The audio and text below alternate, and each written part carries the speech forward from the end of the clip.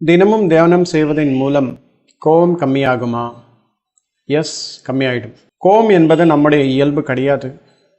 கோபம் என்பது ஒரு அடிஷ்னல் எக்ஸ்டர்னல் ப்ரெஷர் நம்ம நரம்புக்குள்ளே ஸ்டோர் ஆகிருக்கும். ஏதாவது படம் நீங்கள் பார்க்கும்போது யாருக்கையாவது ஏதாவது கோபம் வந்தால் எப்படி காமிப்பாங்க அப்படின்னா, நரம்புக்குள்ளே அந்த ரத்தம் சர்றன்னு ஏறுற மாதிரி காமிப்பார்.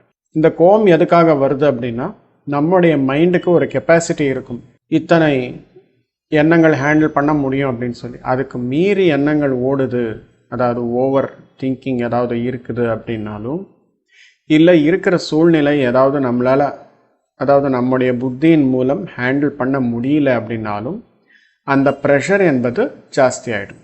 அந்த ப்ரெஷர் ஜாஸ்தி ஆகும்போது நம்முடைய புத்தி வேலை செய்யாமல், நம்முடைய மைண்டு எண்ணங்களை ஹேண்டில் பண்ண முடியாமல், நமக்கு அந்த சூழ்நிலை புரிஞ்சுக்கிறதுக்கு முன்னாடியே நாம் ரியாக்ட் ஆகிறோம். அதை தான் கோபமாக வெளியே வருது. மை டியர் ஃப்ரெண்ட்ஸ், தினமும் தியானம் செய்யும்போது இந்த கோபம் என்பது இயற்கையாக கம்மியாயிடும். தியானம் என்றால் என்ன? மனம் என்பது காலி ஆகணும், அதாவது மைண்டு எம்டி பண்ணிக்கிறது தான் தியானம். எப்போ சுவாசத்தின் மீது கவனம் செலுத்துகிறோமோ, எண்ணங்களோட இன்டென்சிட்டி கொஞ்சம் கொஞ்சமாக கம்மியாக்கி நம்முடைய மைண்டு ரிலாக்ஸ் ஆகும். ப்ளஸ் நம்முடைய புத்தி வேலை செய்ய ஆரம்பமாகும்.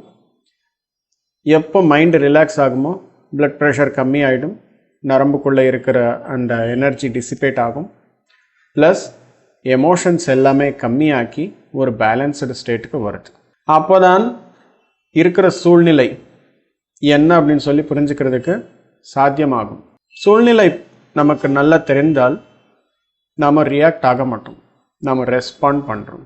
எதுக்கு ரெஸ்பாண்ட் பண்ணுறீங்க அப்படின்னா, கோபத்துக்கு பதில் உங்களுக்கு அங்கே பேஷன்ஸ் என்பது இருக்கும். ஸோ மை டியர் ஃப்ரெண்ட்ஸ், எப்போ நீங்கள் தினமும் தியானம் செய்கிறீங்களோ, அந்த கோபம் என்பது கம்மியாக்கி பேஷன்ஸ் என்ற உங்களுடைய இயல்பு எப்போவுமே உங்கள் கையில் இருக்கும். புன்னகையுடன் எல்லார்கிட்டையும் பேச ஆரம்பிக்கிறீங்க.